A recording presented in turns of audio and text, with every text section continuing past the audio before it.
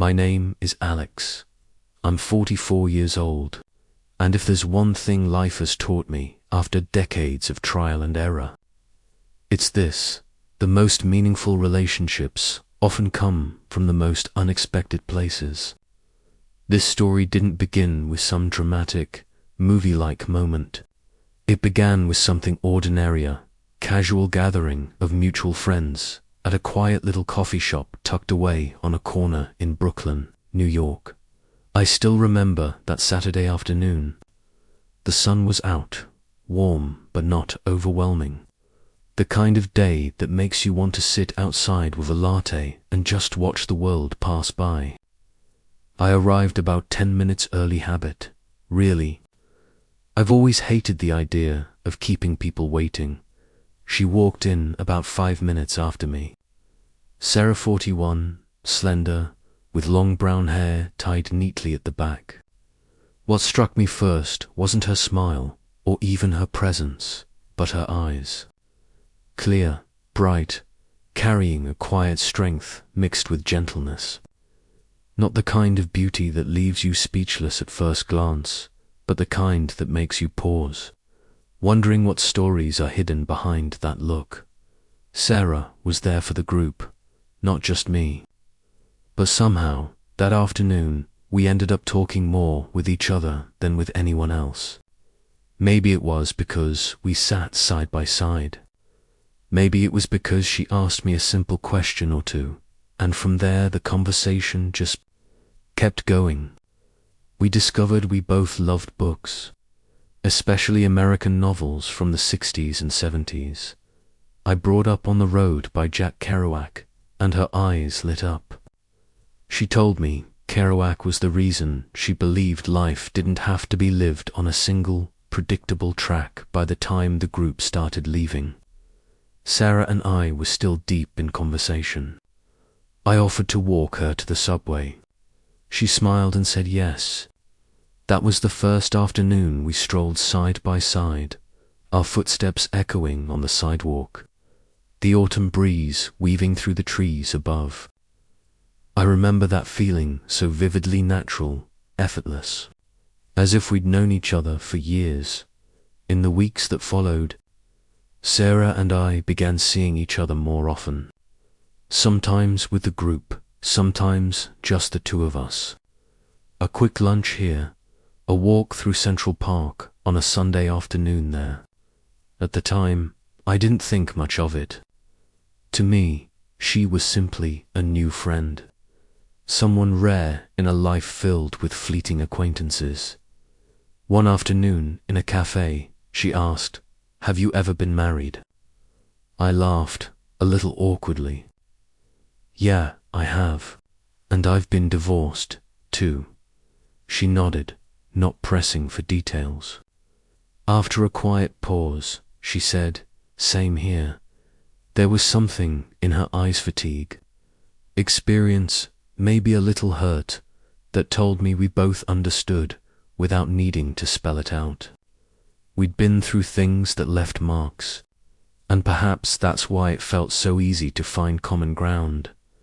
As time passed, our friendship grew closer. I found myself looking forward to her texts, even the simple ones. "Did you have good coffee this morning?" Or "It's a beautiful day out there." Little things that somehow carried weight. Another time, I was venting about work stress. Sarah didn't interrupt or throw out cliches. She just listened, then said, "I get it. That's tough. But you'll handle it. You always do." It was such a simple thing. But to me, it meant more than any long-winded pep talk.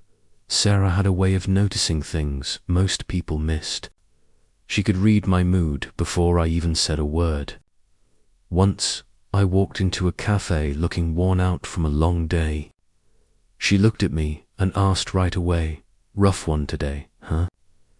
I nodded, and without another word, she ordered an extra pastry and slid it across the table. Here, sugar makes people feel better. It was small gestures like that, nothing dramatic, that created a closeness. I couldn't quite explain. At that point, I wasn't thinking about love. Not consciously, anyway. Sarah sometimes talked about men she had dated, tall, successful, the kind of guys who easily draw attention in a crowd. I knew I wasn't one of them. I'm average height, average looks, a steady career, but nothing that would make headlines. So when she spoke about them, I just smiled, maybe teased her a little. But deep down, I felt something unfamiliar, stirring tiny sparks of jealousy, a quiet ache I didn't want to name. I brushed it off, telling myself this was friendship, and friendship alone was already a gift. Then came that autumn evening at an outdoor concert. The air was cool, leaves scattered across the ground. Sarah had a scarf wrapped around her neck, her hair loose in the wind. When the music swelled, she closed her eyes and gently swayed to the rhythm. I looked at her, and in that moment, something inside me shifted. My chest tightened. It was the first time I admitted to myself, maybe I was crossing the line of friendship. Of course, I didn't say a word. But from that moment on, everything felt different. I began noticing the little ways she laughed, how she tilted her head when she listened, the way her brow furrowed when she thought deeply. Suddenly, every detail about her seemed captivating, and the most dangerous part, I wanted more than what we had, but I also knew the truth. Sarah didn't see me that way. Not once had she given the slightest sign. Her warmth, her kindness, it was genuine, but firmly within the boundaries of friendship. I realized then that I was standing on fragile ground. On one side, a beautiful, lasting friendship. On the other, the risk of falling into unrequited love that could ruin it all. So at that moment, I made a choice. I stayed silent. That afternoon, after leaving the cafe, I wandered aimlessly down the main street. The maples lining the sidewalks were already turning gold, their leaves crunching softly beneath my shoes. Each step echoed with a quiet emptiness I couldn't shake.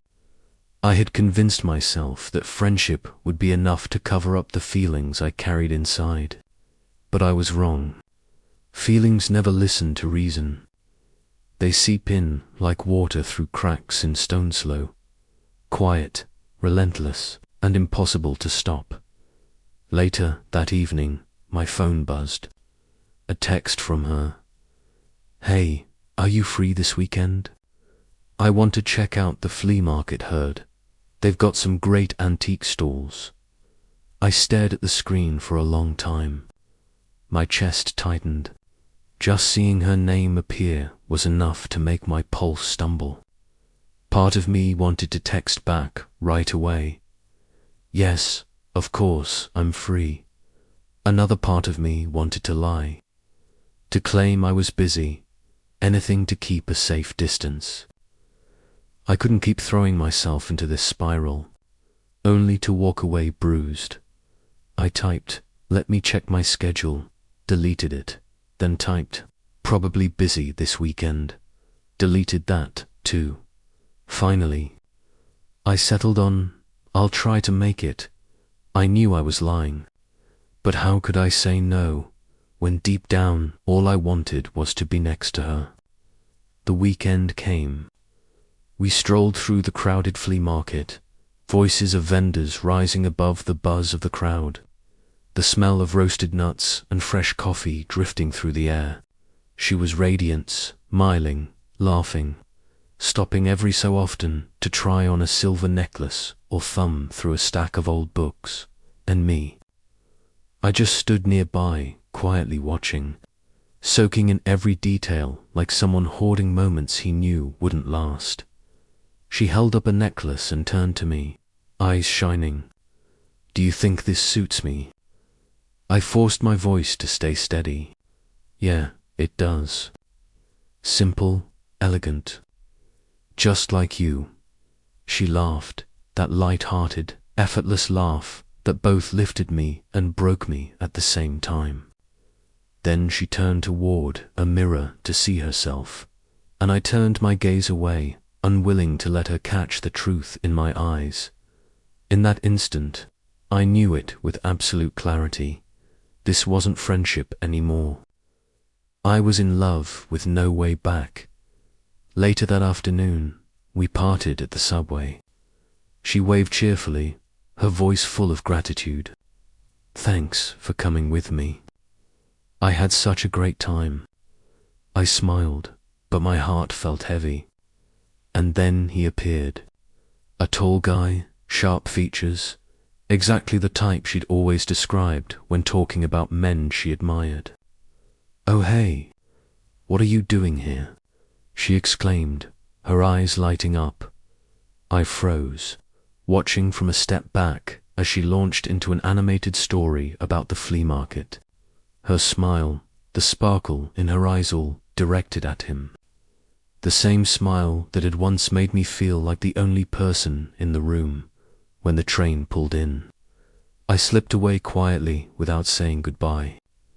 My ears rang with the sound of my own heartbeat and the metallic screech of the train pulling out of the station. That night, I couldn't sleep. My mind replayed the day in endless loops. Her laughter, her glow, her joy in someone else's company. Over and over, the film rolled, each frame cutting a little deeper. And then came the truth I didn't want to admit. I would never be enough.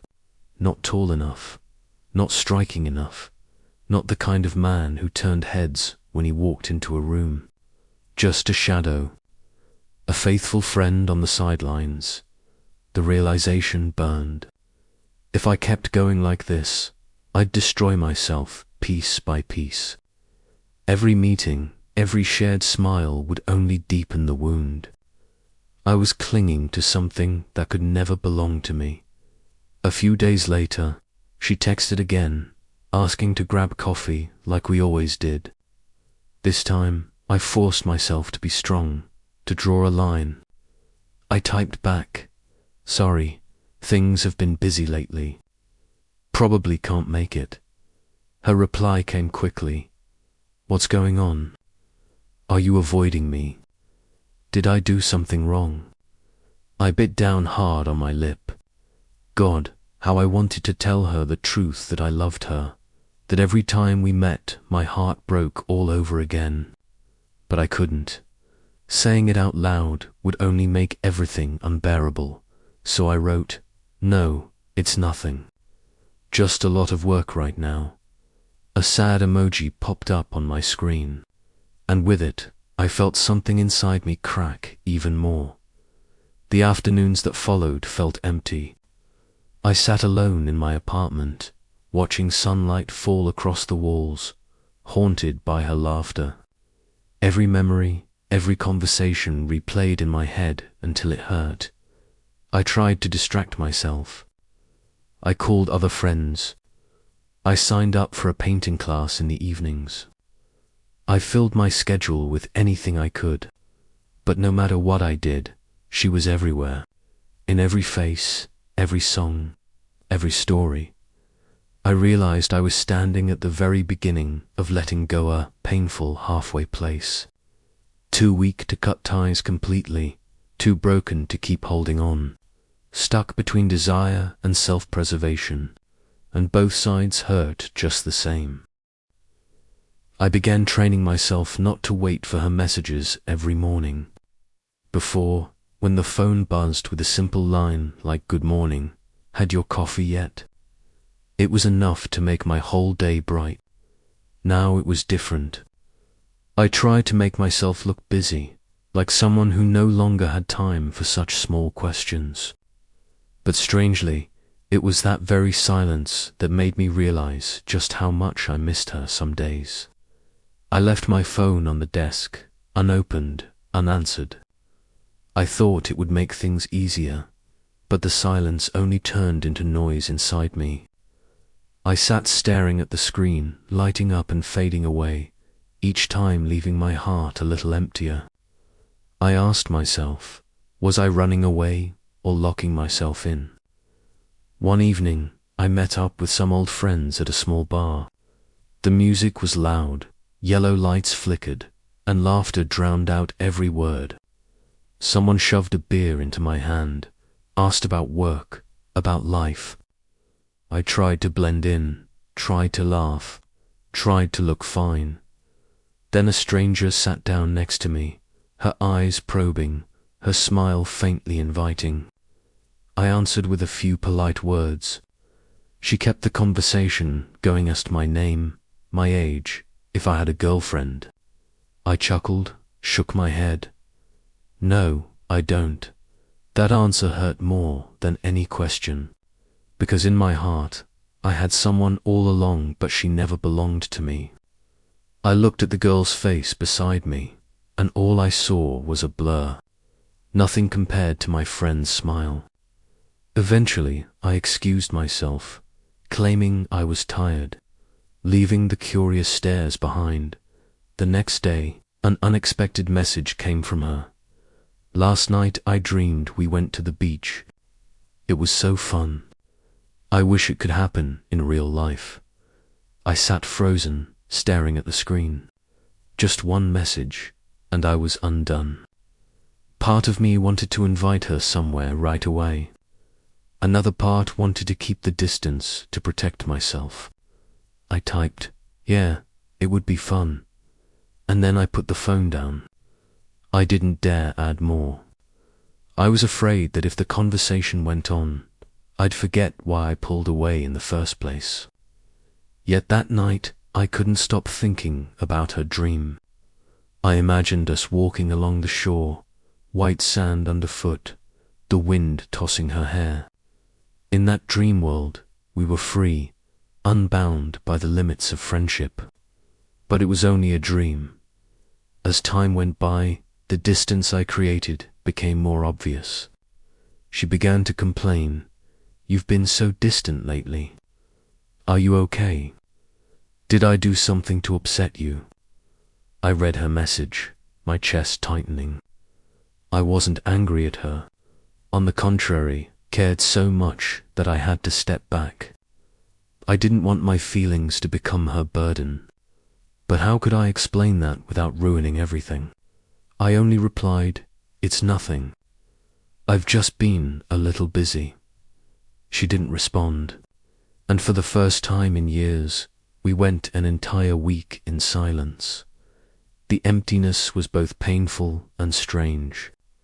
I was used to her presence in my daily life, her voice, her texts, the sudden coffee meets. Now everything was gone, leaving behind only a void. I told myself, this is what I need. This is the first step to forgetting. But some nights, I played music and stumbled upon a song she loved. I remembered the night we sat at a roadside cafe, her humming along to the tune. The image came back so vividly it choked me. I wanted to pick up the phone, to break the silence. But, in the end, I set it down again. One weekend afternoon, I ran into her at the supermarket.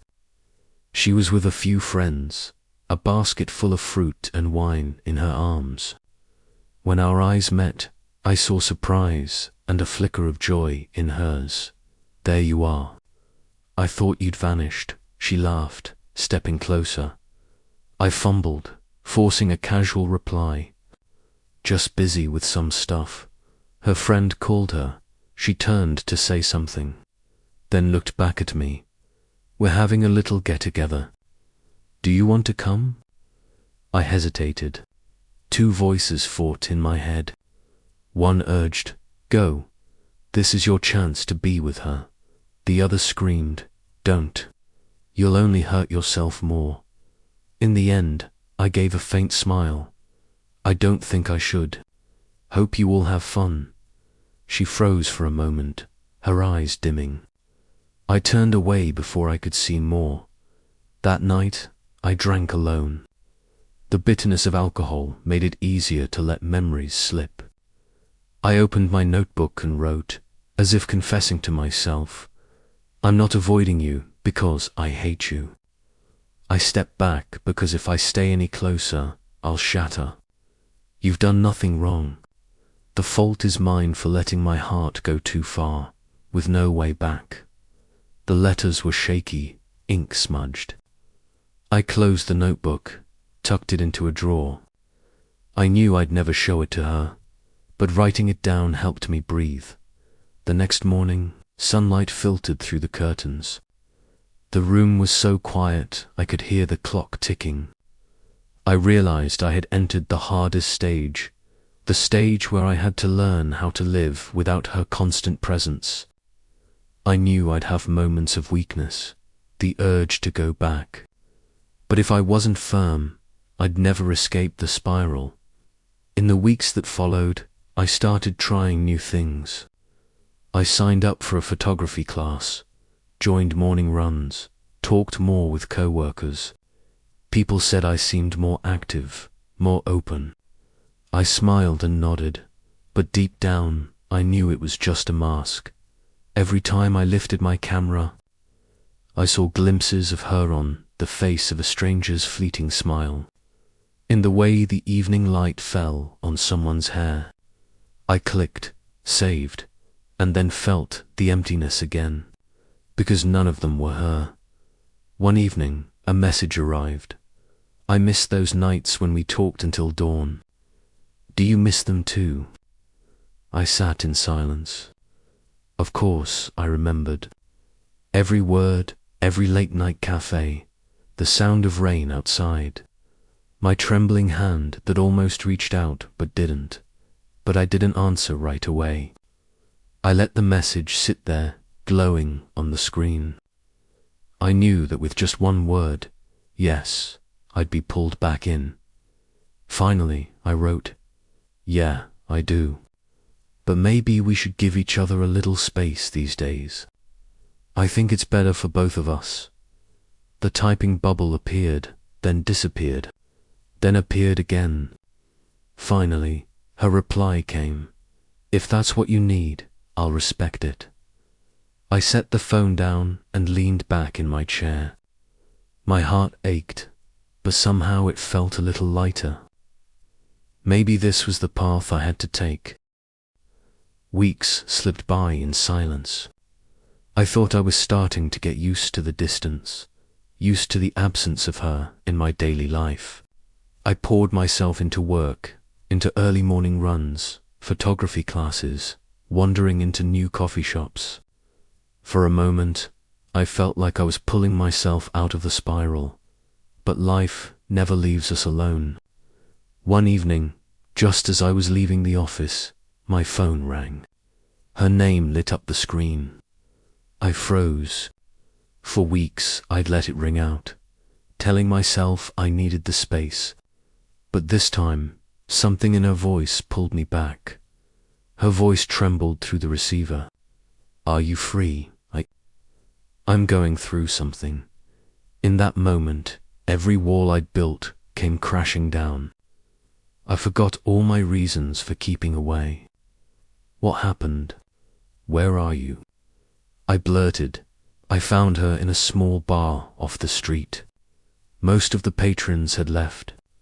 Only a few scattered tables remained. She sat alone, a half-finished glass of liquor in front of her. Her eyes were swollen, hair a meso, unlike the radiant version of her I knew. I pulled out a chair, sat down softly. "What happened?" She was quiet for a long second, then sighed. "I just broke up. With him, I froze. I knew his name. I'd heard it countless times. Tall, successful, the type of man I never dared compare myself to. He was the one she pinned her hopes on. And now, it had all crumbled. I didn't know how to feel. Part of me hurt because she was hurting, but another part, selfish and hidden, felt a flicker of hope. Her voice cracked as she went on. "He said he doesn't want commitment, just fun. Can you believe that? After all these months, I was just a game." Tears spilled down her face. I fumbled, handing her a tissue, my hand shaking. For a moment I wanted to pull her into my arms, to tell her, "You deserve better. I'm right here." But I held back. Because right now, what she needed wasn't a confession, it was a friend. We sat there in silence for what felt like forever. When the bar began closing, I walked her out. The night wind cut cold against the empty street. She leaned against my shoulder, her voice low, weary. "Thanks for coming, I know. You've been distant lately, but I didn't know who else to call." Her words were a blade in my chest. All I could manage was, "I'm here, on the way back." She sighed from time to time, mumbling fragments. Each sound pulled me back to the days when distance wasn't even a thought. That night, after making sure she got home safe, I lay awake staring at the ceiling. My mind was a mess. I had tried so hard to stay away, and yet one phone call pulled me right back. I wondered if friendship or love ever really gave us an easy choice. The days after, she texted me more. At first, just short lines, "Thanks for the other night," or "I'm doing better now." Soon, those grew into long conversations. She shared her disappointment, her sleepless nights, the loops of overthinking. I listened, comforted, gave advice to the world. I was the good friend. But inside, the tug-of-war only grew heavier. Every word she sent cut deeper because I knew, if I didn't hold the distance, I'd fall back into the spiral. One night, her message stopped me cold. "If it weren't for you, I don't know how I'd get through this. You're always there. I'm so lucky to have you." I read it again and again. It warmed me, yet broke me, because there meant only one thing. I was forever the friend who patched the wounds after the storm. One weekend, she invited me over. "I don't want to be alone. Can you come?" I hesitated, but said yes. Stepping into her familiar apartment, I was greeted by the scent of wood and peppermint oil. Memories surged back, movie nights, long talks until dawn. She wore an oversized sweater, hair tied up messily, looking both weary and achingly familiar. We cooked together, laughed, ate, almost like old times before the cracks appeared. After dinner, she lit candles, played soft music. We sat on the sofa, wine glasses in hand. The golden light traced her face, and I caught myself staring. She turned, eyes searching mine. For a heartbeat, the world stood still. The distance between us was paper-thin. One step, and I could shatter the line we'd drawn. But I didn't, because I knew if I crossed it, I could lose everything. So I turned away, drained the glass. Silence fell heavy. She looked off, eyes distant. Neither of us spoke. When I finally stood to leave, she surprised me. She hugged me tight, trembling. "Thank you, really. I don't know what I'd do without you." I froze, heart screaming to say more. But all I did was place my hand gently on her back and whisper, "I'll always be here." As her door closed behind me, I walked into the night, broken. The closer I was, the harder it was to escape. Later, in my journal, I wrote, "Maybe the greatest love isn't about possessing, but about standing quietly behind." But do I have the strength for that? I tried to walk away, yet my heart keeps circling back. When will I ever let go? The shaky lines bled across the page like a fracture that would never fully heal. That afternoon, golden sunlight streamed through my window, casting a warm glow over my small room. I sat at my desk, laptop open but the screen blank. The report unfinished, emails unanswered, yet my mind drifted elsewhere. My phone buzzed, and on the screen appeared that familiar message: "Coffee this weekend." Such a simple invitation, yet I froze.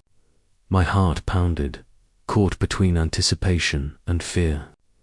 How many times had we sat together at that familiar cafe, talking for hours, only for me to return home afterward, sinking into an indescribable sadness. Every meeting filled me with happiness at being near her, yet hurt me deeply knowing I was nothing more than a friend in her eyes. I put the phone down and stepped onto the balcony. Below, the street stretched out, scattered with fallen autumn leaves. A breeze carried the scent of late afternoon. I asked myself, was I being selfish, slowly pulling away from her, just because my heart was too tired to keep pretending? Old memories flooded back, so vivid it felt as though they had just happened yesterday. The first time we met, she had arrived with mutual friends. Amidst the noisy chatter, she walked over to me, striking up a conversation as if it were the most natural thing in the world. That night, rain poured, and the whole group huddled under a roof. She tugged me outside, saying it was too loud in there. We stood side by side, listening to the rain, and she told me how rare it was to find someone who truly listened. I laughed and said, "If you need, I could listen all night." It was just a throwaway line, but I kept that promise. For years afterward, I became the one who listened to her joys, her sorrows, her romances. Our friendship grew closer, and I told myself, this is enough.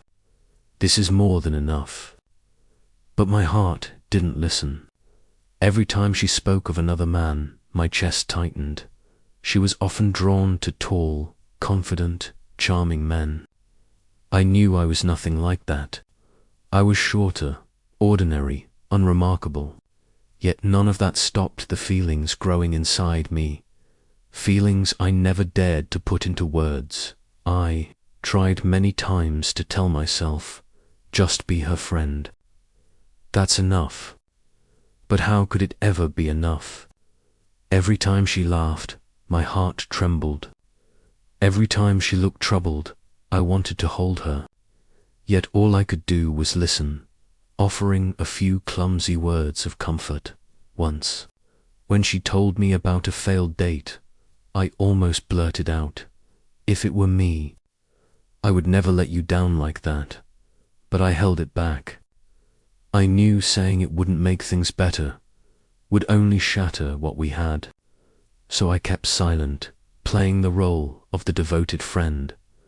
Silence is sometimes more exhausting than confrontation. It's like wearing a heavy mask, smiling while you're breaking inside. Still, I accepted her invitation for coffee that weekend. Same cafe, same corner table, same golden light. She looked radiant, telling stories about her new job, about a guy she'd just met at a networking event.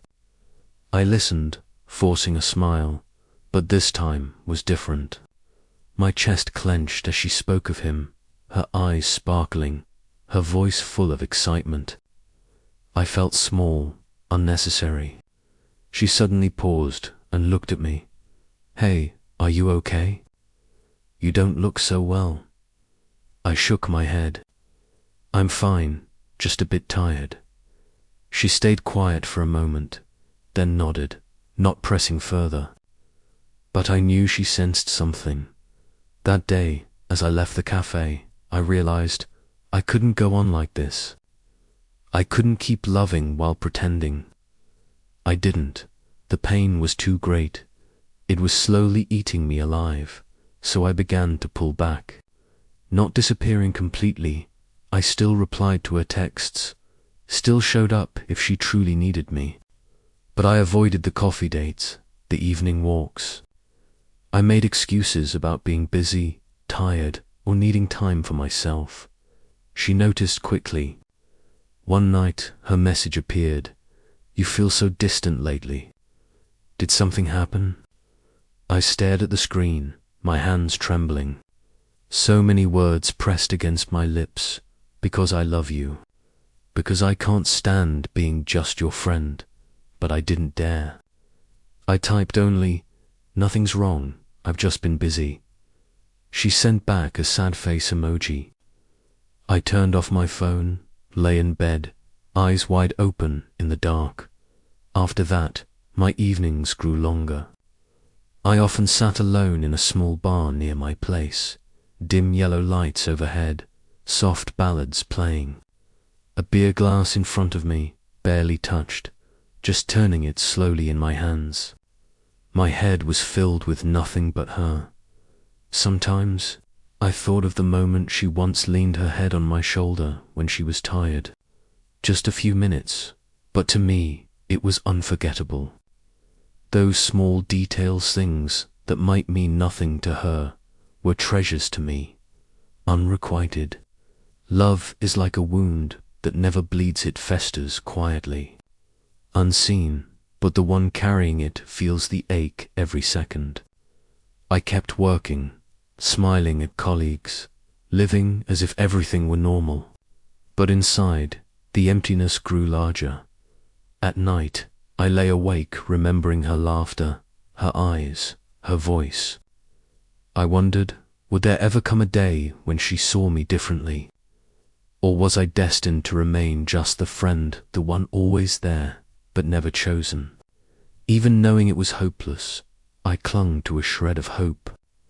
That one day, when she grew tired of the same patterns, she might finally notice me. But that hope was as fragile as a candle in the wind. I knew it could go out at any moment. And I knew, too, I couldn't live forever on hope alone.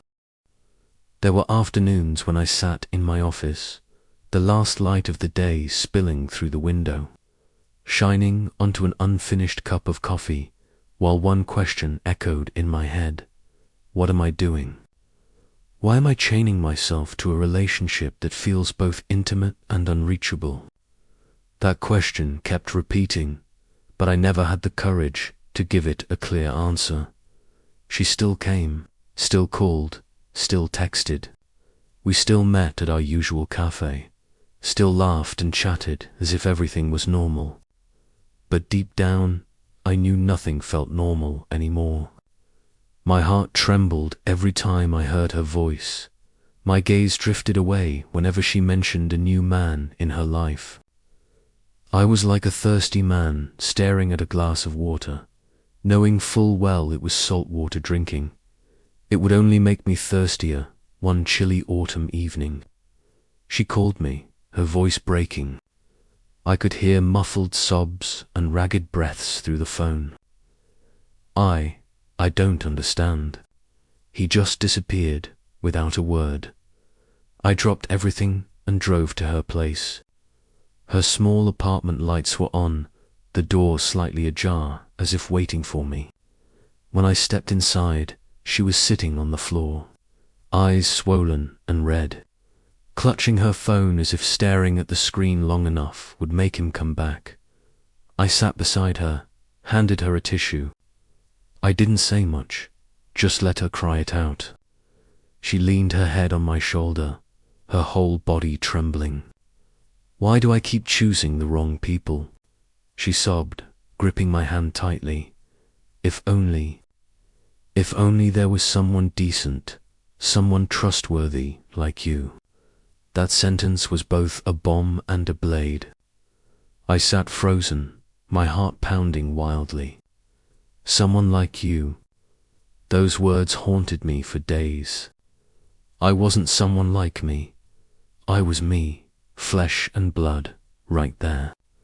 Giving her my shoulder to cry, and yet never the one she chose that night.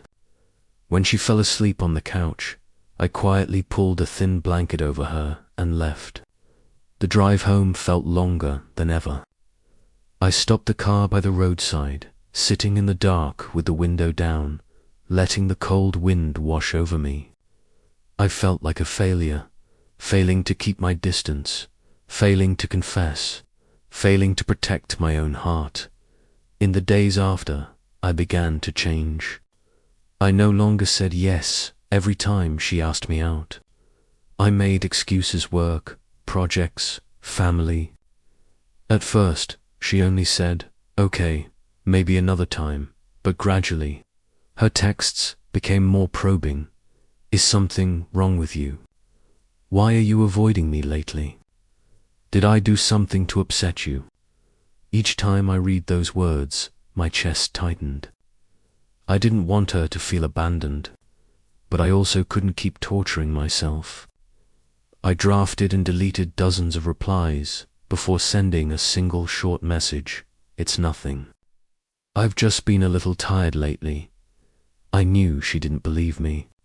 She was too perceptive not to notice the change in how I showed up. But she didn't press. She just sent back a sad emoji, as if accepting that I was pulling away in that process. I realized something bitter. I had turned myself into a shadow. Around her, I wasn't myself anymore. I forced laughter, hid my pain, tried to stay light while my heart was in turmoil.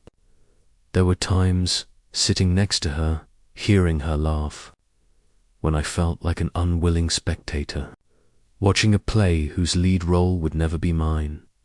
One drizzly weekend afternoon, we met again at our usual cafe, the windows fogged from the misty rain. She wore a thin coat, strands of her hair damp. Sitting down, she looked at me for a long time before saying, "You've changed. You're not like before. You're colder, more distant." I avoided her gaze, stirring my coffee unnecessarily. "I'm still the same. Just busy, that's all." She didn't believe it. I knew, but I couldn't tell her the truth. How could I say, "I love you," but I can't keep pretending to just be your friend anymore? Saying it out loud meant losing her completely. Keeping silent meant losing myself bit by bit. After that, I decided to keep a journal, not to complain, but to release. I wrote about how my chest tightened whenever she mentioned someone else. I wrote about the nights I lay awake, wondering if I were taller, more handsome, would she see me differently? I wrote about the tiny sweet moments, like when she smiled at me, or when she called me the most reliable friend. I tucked all of it away into pages hidden deep in a drawer. As time passed, the distance between us grew more obvious. Not because she wanted it, but because I forced it. I declined more often, became busier, disappeared more. Sometimes she teased me lightly, sometimes she sounded sad, but I knew she still respected my choice. One evening, my phone buzzed. It was a message from her. "You know, I really miss the times we could just sit for hours talking about nothing. I don't know what happened, but if you need space, I'll give it to you. It feels like such a loss." I read that message over and over, my eyes stinging. I wanted to tell her that I missed it to the point of aching. But the difference was, to her, it was friendship. To me, it was love. And because of that, I couldn't go back to how things used to be. That night, I sat at my desk, staring at the thick journal. I wondered if one day, when I finally had the courage, I could hand it to her. To let her see that behind every smile, every "it's fine," was a heart that had loved her far more than it should have. But then I closed it and shoved it back into the drawer, partly out of fear, partly because I knew, even if she read it, the outcome wouldn't change. And so, I learned to live with the distance I created, torn yet relieved. Relieved because I no longer had to play the role of the carefree friend. Torn because I knew I was letting go of the friendship that had once been the most precious thing in my life. Time passed, and winter slowly gave way to spring. The long months of cold made it easier for me to find excuses, to withdraw going out less, meeting people less. She still texted me sometimes, her words carrying the tone of someone trying to hold on to a rhythm of life that was already fading. I read her messages, left them there, then replied late. She tried not to show any blame, but I knew there was disappointment in her heart. One evening, she called. I hesitated for a long time before picking up. Her voice came through, soft yet tinged with sadness. "Do you still consider me a friend?" That question froze me. My heart clenched as if it were being crushed. I didn't want her to think I had abandoned her. I never wanted that. But I also couldn't tell her the truth that I was in love with her, to the point I could no longer bear it. So I chose a half-truth. Of course I do. It's just, I've been busy lately. She was silent for a long while. I heard a sigh over the phone. I understand, but losing a close friend, I don't think I can get used to that. That night, I couldn't sleep. I kept tossing and turning, staring at the ceiling. Images of the days when we were carefree together kept flashing back, walking side by side, chatting for hours in little cafes. I missed the sparkle in her eyes when she spoke about her small dreams, missed her laughter ringing out when I teased her. But now, all of that felt like a memory fracturing, and I was the one breaking it with my own hands. After that, I tried to be a little more honest, not confessing my love, but at least admitting I was tired. During a rare meeting, I told her, honestly, lately I've been feeling heavy. Too many things in my head, too many emotions I can't explain. She looked at me intently, as if trying to see through me. Then why don't you tell me? I thought between us, there shouldn't be secrets. I forced a smile. Some things are hard to say. She didn't ask further, only nodded lightly. But in her eyes, I could see a quiet sadness. Perhaps she knew I was hiding something, but didn't want to force me to expose it another time. We joined a group of mutual friends for a picnic. There was music, laughter, smoke rising from the grill. She was there too, as radiant as ever. I tried to blend into the crowd, talking with others so I wouldn't have to face the private tension between us. But even in the crowd, her gaze still found me. And when I avoided it, she frowned slightly. Later, when most people had left and I was cleaning up, she came over. "You've really changed. You used to be the one who made me feel most at ease. Now it feels like you're building a wall." I froze, silent. My heart screamed, because I love you. Because every time I'm near you, I want more, but I can never have it. But what came out of my mouth was only, maybe I'm just learning to be different. That half answer deepened the sadness in her eyes. She turned and walked away, leaving me with empty beer cans and the night wind. From then on, I started writing more. My journal became the only place I could be honest. I wrote about the pain, the suffocation, the yearning to be loved like a man, not just the good friend. I wrote about the unfairness I felt that billions of people in the world get to experience ordinary love, while I was trapped in this endless loop of unrequited longing. The pages piled up, my handwriting slanting from trembling hands. Some nights I wrote until midnight, the pen slipping from my fingers, tears blotting the paper. I asked myself, am I too weak? A man in his 40s struggling with feelings like a teenage boy. But then I realized, love doesn't care about age. It makes fools of us all, as if it were the first time. Meanwhile, she started calling less.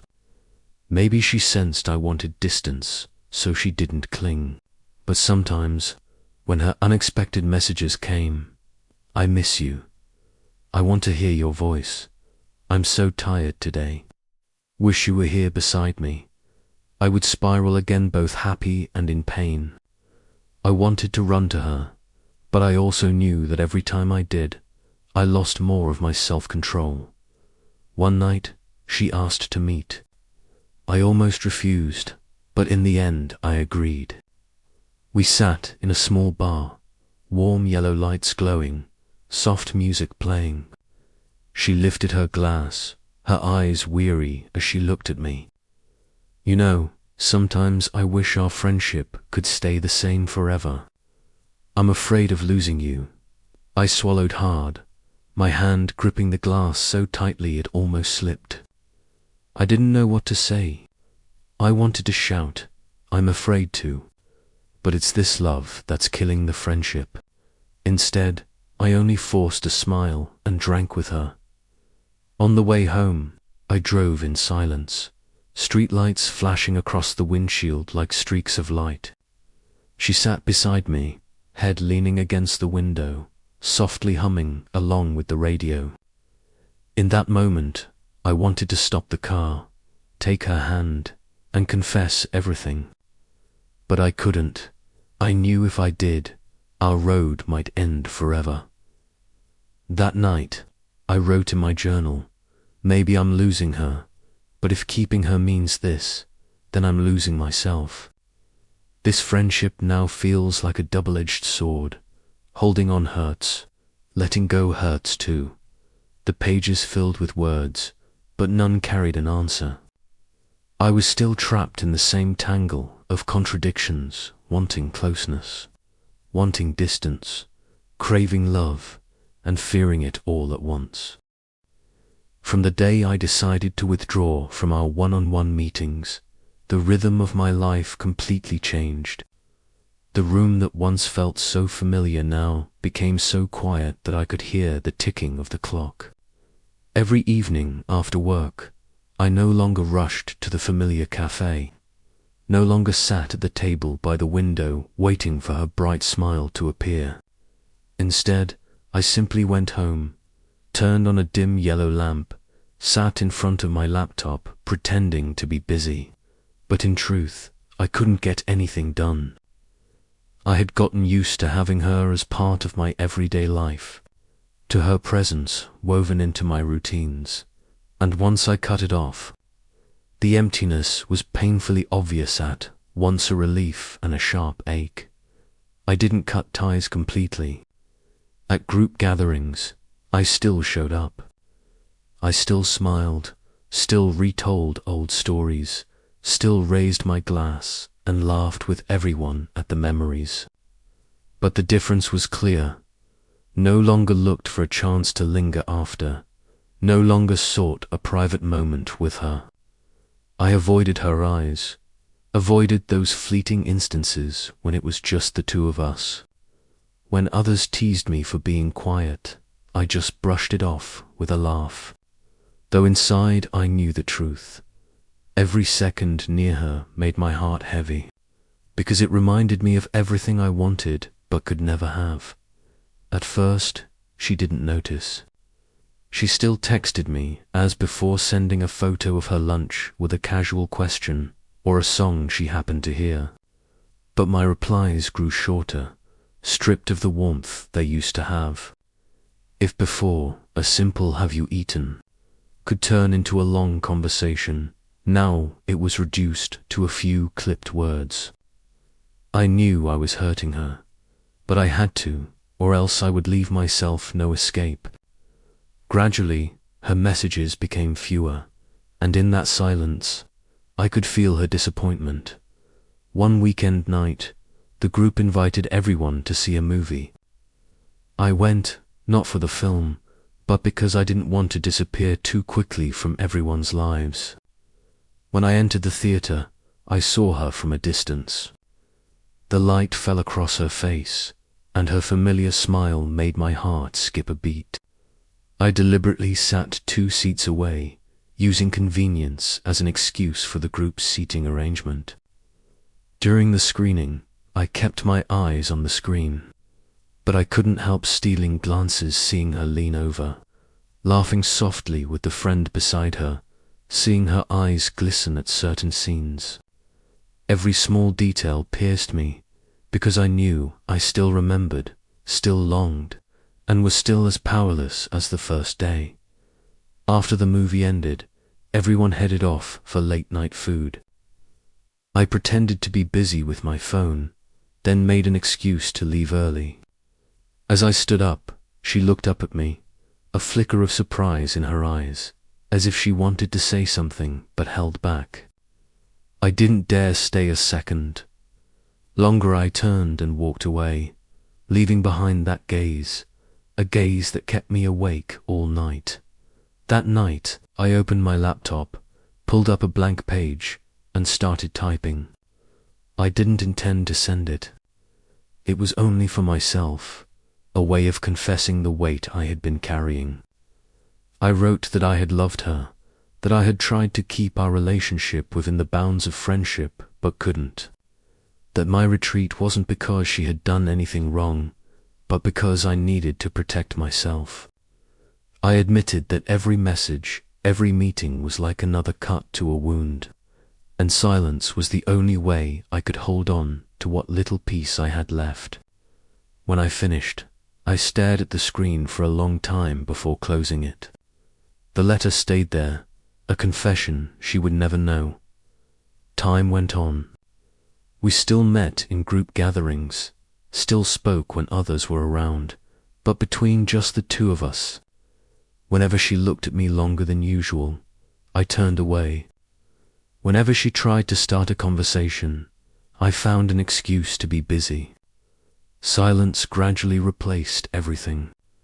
Once, after a group outing, when most had left, she slowed her steps, walked beside me, and quietly said, "You're not the same anymore." I froze for a moment, but then swallowed everything back and answered casually, "Things change." I forced a smile, a hollow one, then turned away first. In that moment, I knew she had realized it. She didn't ask further, didn't blame, didn't try to pull me back. She only nodded silently, as if we both understood something that didn't need to be spoken. And in that silence, I felt both relief and sorrow.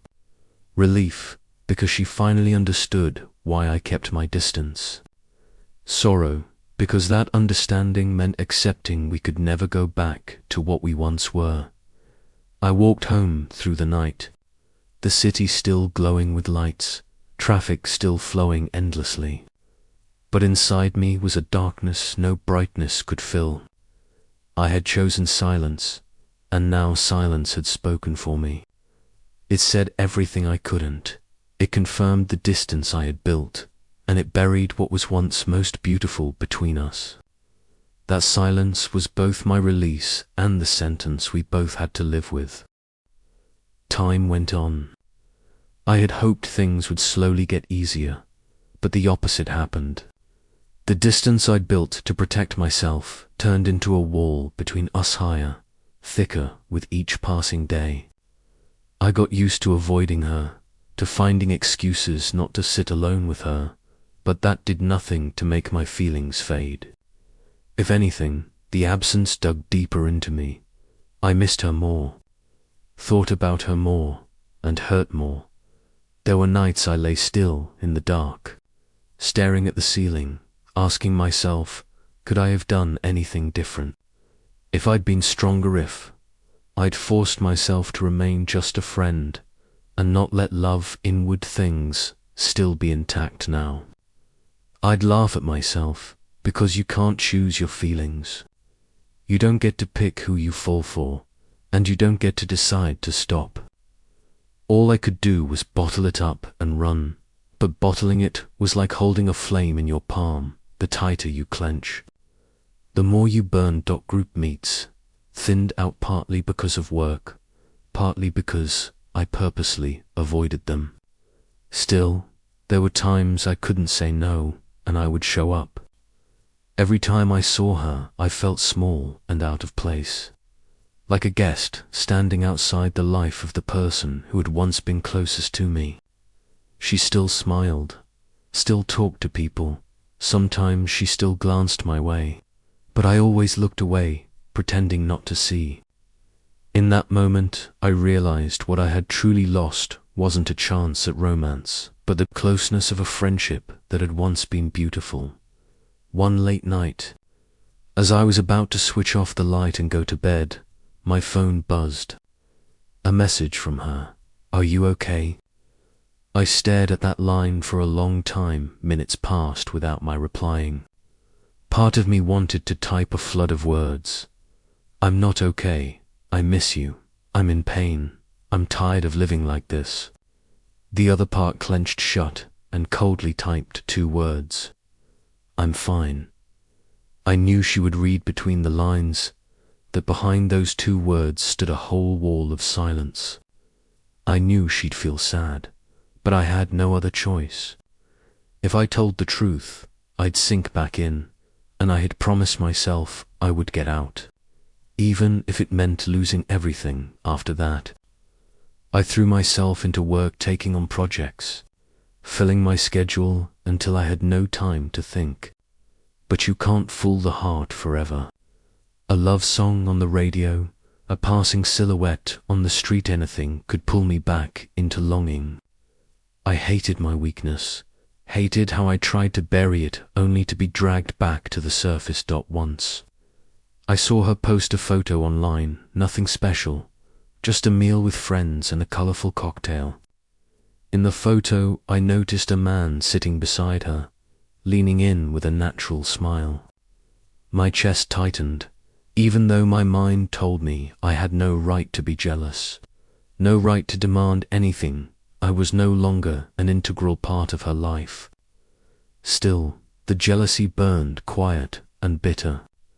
I realized then I hadn't really let go, and that realization exhausted me another time. During a group meeting, she unexpectedly sat down next to me. I stiffened but kept my face calm. She talked about a business trip coming up and asked a few questions about my work. Her voice was the same, gentle and warm, but it sounded to me like it came from far away.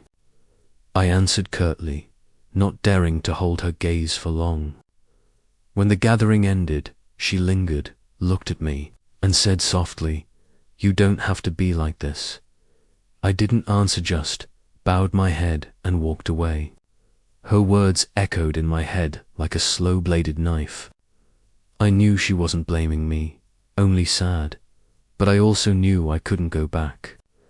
If I stayed close, I'd never escape this loop of pain. Those nights, I dreamed. In my dreams, we sat together again at that familiar cafe, laughing, sharing little things. But whenever I reached out to take her hand, she would dissolve like smoke, leaving me alone at the table. I'd wake with a start, sweat-soaked, heart racing. The dreams repeated like a reminder. Some things belong only to dreams and never to reality. I used to think distance and silence would dull the ache. Instead, they turned the pain into something else. Quiet, slow, corrosive. I no longer had dramatic breakdowns or obvious sobbing, but inside there was a hollow that kept deepening. I moved through those days like a shadow working, smiling at colleagues, yet when night fell and I was alone, loneliness would return and wrap itself around me with no escape. Sometimes I wanted to give up and send one final message, say everything and accept the end. But each time I got close to hitting send, I stopped. I was afraid not of being rejected, but that once I spoke everything aloud, we'd have nothing left, not even the fragile friendship that remained. So I chose silence again, and continued through long days with an unnamed ache. I finally understood that silence is not merely emptiness. It is its own language, a statement clearer than any words. In that silence, she understood me. I understood her, and both of us knew the relationship that had once been beautiful would never return. Her image remained in me, unfaded, yet it never truly belonged to me. Perhaps that was the cruelest pain of all. Time went on slowly, then all at once, until I barely noticed. At first I counted the moments away from her, remembered every glance and smile, and ached as the distance grew. But gradually, carried by the currents of life, I learned to live with that absence. Not to forget, but to accept. Some things you cannot keep, no matter how tightly you try. Some people, no matter how warmly they entered your life, eventually leave, and you can't hold on. I stopped hiding from my friends. I started going to gatherings again, not because I was suddenly free of entanglement, but because I understood that avoidance wouldn't change anything. She was still there, sometimes sitting next to me, sometimes across the table, still friendly, still talking. We exchanged short, polite words, lighter now, without the awkwardness that used to sit between us. Maybe we both silently agreed the relationship had changed, and instead of trying to clutch at what couldn't be saved, we kept the small piece that remained. Once, after a group meeting, she passed by and asked, "Is work going well?" I smiled and said, "Yeah, it's fine." Just a greeting and a smile, but it eased something inside me. It didn't sting the way it used to. It didn't pull at me like it did in the beginning. Time, I realized, has a way of easing even the deepest hurts. I began to spend more time on myself and the things I'd missed. I read more, took short weekend trips, tried new foods, met a few new people. Life had never lacked color. I had just kept myself locked in one dim tone for too long. When I opened myself up, the world felt much bigger, and my pain, it turned out, was only a grain of sand in a much larger sea. Sometimes, on quiet evenings, when I sat alone in that familiar room, I would still think about her. But those memories no longer weighed me down. They were like an old photograph, slightly faded, a little warm, both near and far. I smiled when they came to mind instead of flinching. I knew I had passed the worst of it, and what remained was a lovely scrap of memory to carry with me. One day I saw her walking down the street with someone else. They were laughing together, moving easily side by side. I watched for a while, then turned down a different block. My chest tightened for a moment, but calm returned quickly. I knew I wasn't in a position to be jealous, nor to be hurt. She deserved her own happiness and I deserved my own peace. I started practicing gratitude. Grateful for the beautiful chapter we once shared. Grateful for someone who made my heart stir so deeply. Grateful that those feelings made me grow and feel more deeply. Without those days, I might still be shallow, never knowing what it was to love so much it hurt. To care so much you dared not speak. That experience, painful as it was, became an important part of my journey. One autumn afternoon, leaves turning gold across the sidewalks, I walked down our old street. The cold was in the air and the trees whispered in the wind. I remembered the times we'd sat together in that old cafe, talking about everything and nothing. The memory came back, and instead of weighing on my heart, it made me smile. Peace, I realized, isn't forgetting. It's being able to remember without pain. That night I wrote a few lines in my notebook. Some people come to teach us what love is, but they don't stay to walk the whole road with us. And that is enough. I closed the notebook and put it away. There was no need to tell anyone. Everything was already clear inside me. Later, work took me to another city. The newness felt strange at first, but that change opened a new life. I met colleagues and made friends, and she gradually became a distant part of my past. When a photo or a memory surfaced now and then, I simply smiled. I didn't erase or deny it, but I no longer carried the ache. One evening, sitting on the balcony of my new apartment, watching the city lights stretch out, I realized I was finally at peace. No more longing, no more torment, no more dreams left unfulfilled. I had moved through it and accepted it all. In that moment I knew I had grown. I had learned to let go and to keep the memory without letting it rule my present. Maybe one day we'll meet again somewhere unexpected under different circumstances. We might exchange a light smile or a brief hello. That would be enough. What matters is not how the story ends, but that we once walked a stretch of the road together and left each other with something to remember. Closing this chapter, I understood this. Peace is not the absence of memory, it is when memory no longer wounds you. For me, peace had finally come late, but genuine and deep.